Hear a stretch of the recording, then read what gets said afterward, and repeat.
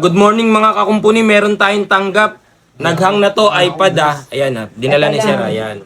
Ililibre lang naman natin. Pagka ganito yung mga nararanasan nyo sa iPad, naghahang, ayan, nakita nyo nagbe-verifying update, tapos hindi na siya mapindot. Teka lang, Dad. Ang hirap mag-focus. Maliwanag.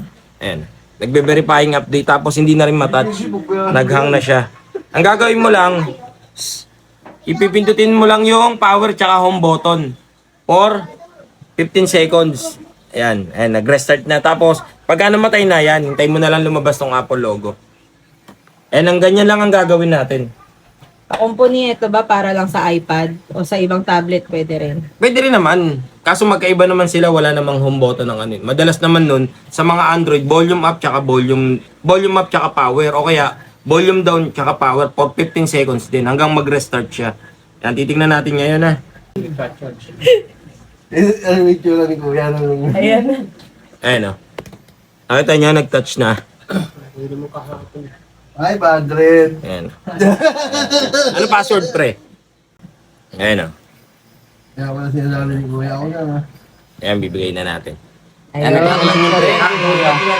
Thank you, Kuya. Okay, pare. Ingat po.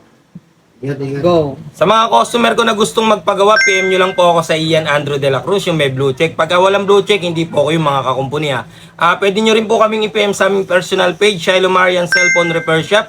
May blue check din po, kaya wala pong pangamba. Monday to Saturday po, open po kami, 9:30 AM hanggang 6:30 PM lang po mga kakumpuni Every Sunday po is family day, kaya wag na po kayong pumunta para hindi sayang yung oras nyo, pagod, pamasahe, kasi wala po kami talaga nun. Yun lang po, maraming salamat.